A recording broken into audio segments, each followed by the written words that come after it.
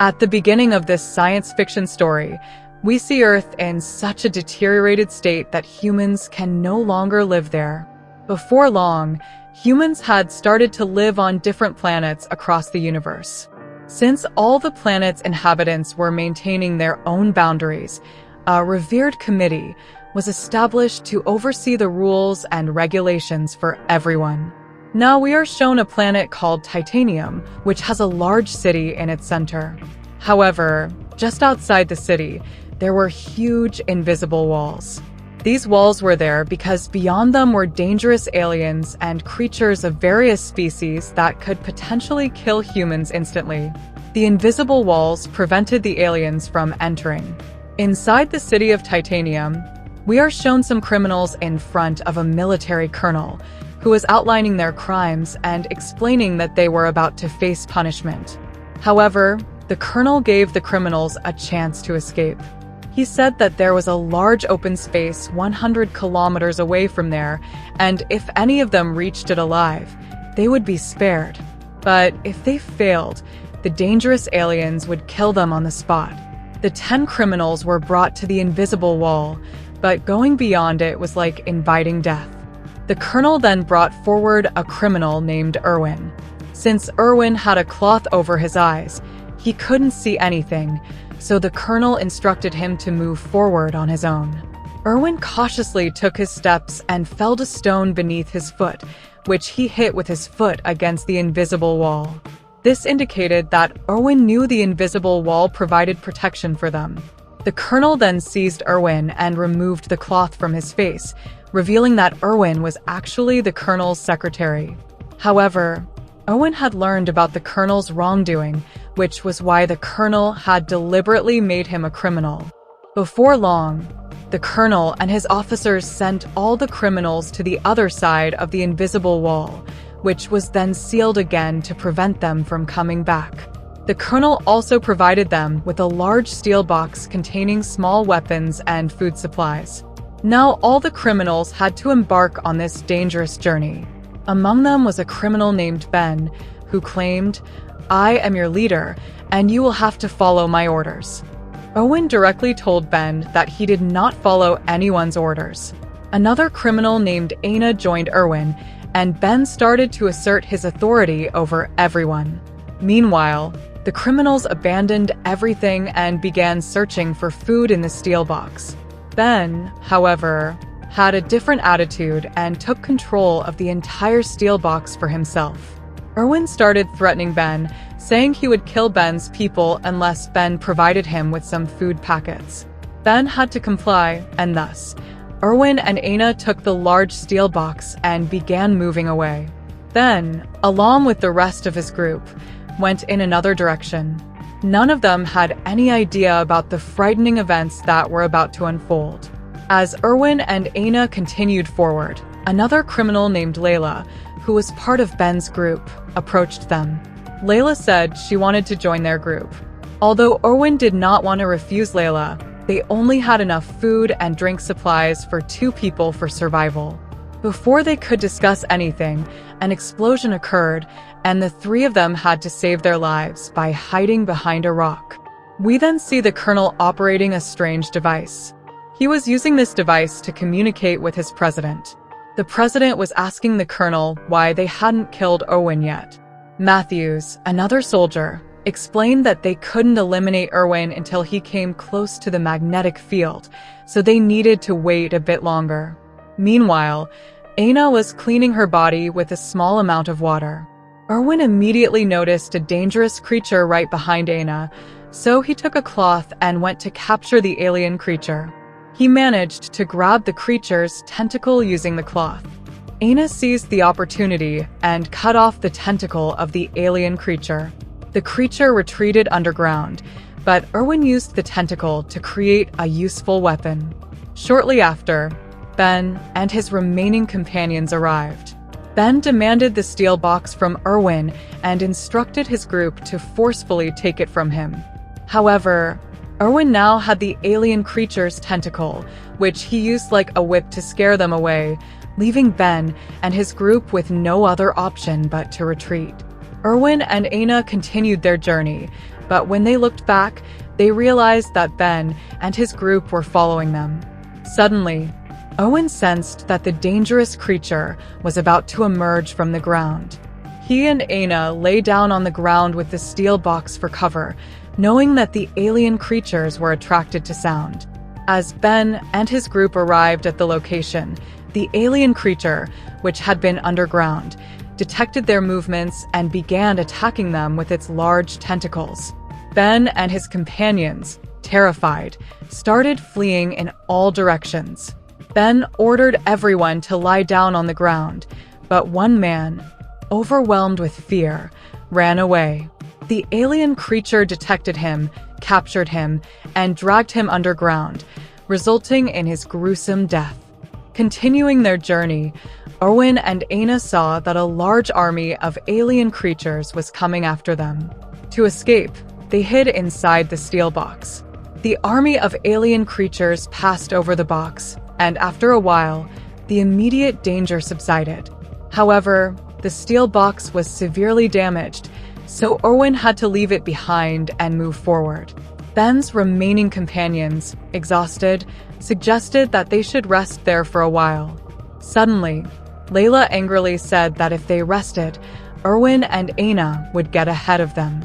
Although Ben insisted that they would find them no matter what, Layla inexplicably started running away from Ben's group. As Layla fled, her foot got stuck in a swamp. No one from Ben's group came to help her. They all moved forward on their own paths. Eventually, an elderly man from their own group came to help Ben out of the swamp, or else Ben might have lost his life. Erwin and Aina stopped to rest for a while. Aina asked Erwin what crime he had committed that led to his punishment. Erwin explained that he was the Colonel's secretary and had discovered the Colonel's illegal activities. To keep him from revealing this information, he was imprisoned as well. The next day, Layla and the others were seen in a rocky area. Suddenly, they encountered the planet's inhabitants who seemed to be evading the aliens.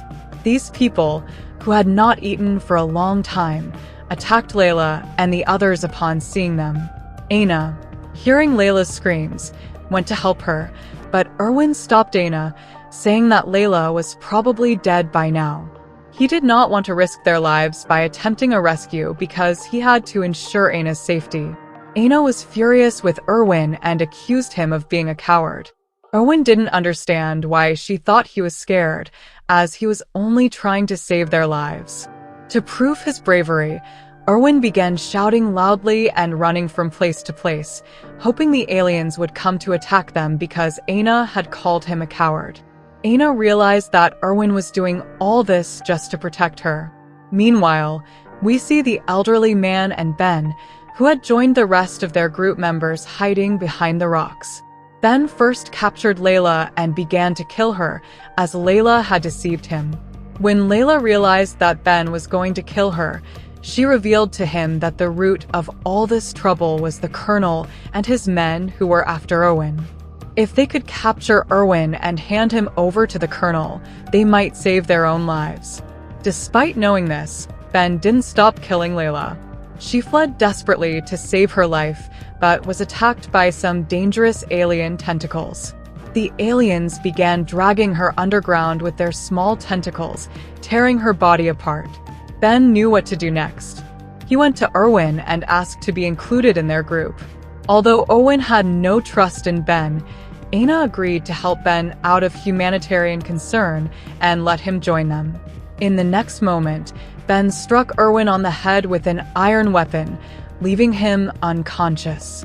Now, Ben could do whatever he wanted with Erwin and Aina.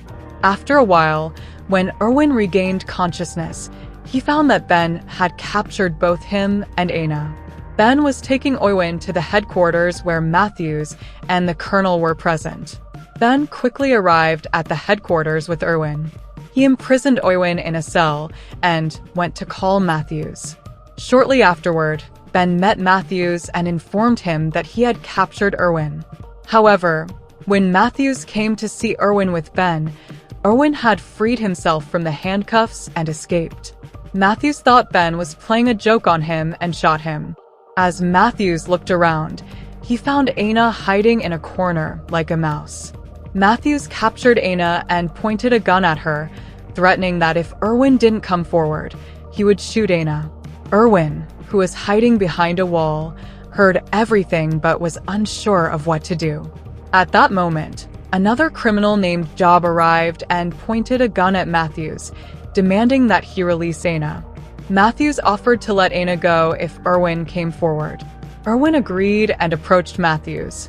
Matthews released Aina, but suddenly, Ben appeared behind Matthews and struck him on the head with an iron rod.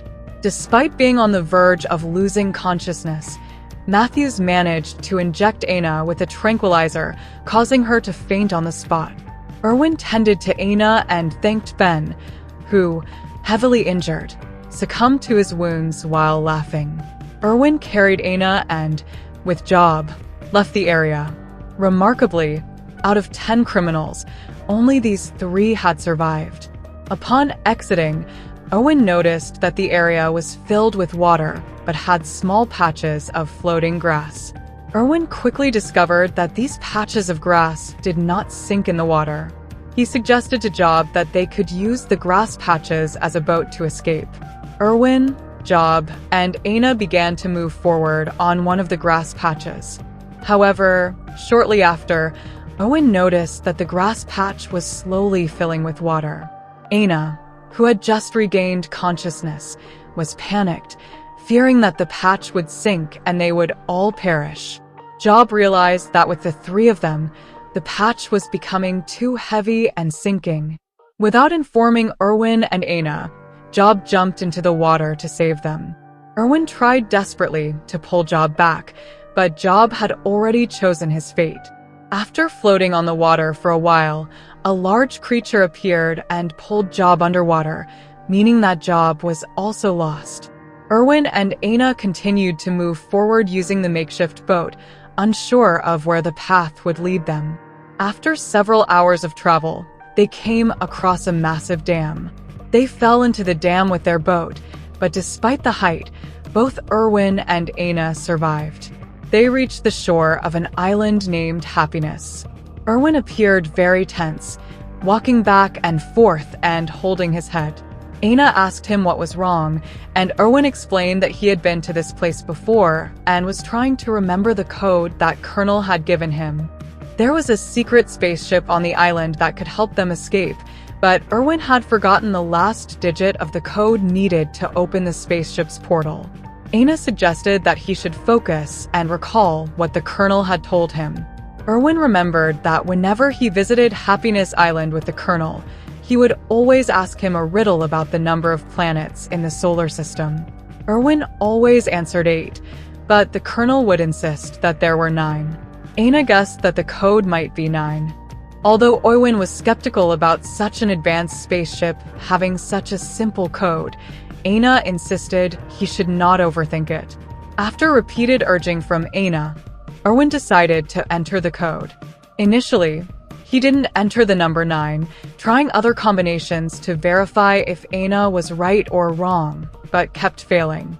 Eventually, on Aina's insistence, he entered the code as 9, and the portal opened. Aina was correct. The rocks started to separate, revealing an advanced spaceship inside. Irwin and Aina were overjoyed to find the spaceship. However, Irwin, feeling a bit sad, told Aina that she should take the spaceship and leave because only one person could fit inside. Aina was taken aback by this revelation, but Irwin took one last look at the entire Happiness Island, leading Aina to realize that Irwin was just teasing her and not serious. They both then boarded the spaceship, took off, and traveled far from the Titanium planet. They had the option to choose which planet in the universe they wanted to settle on for the rest of their lives. And that's how this science fiction movie ends.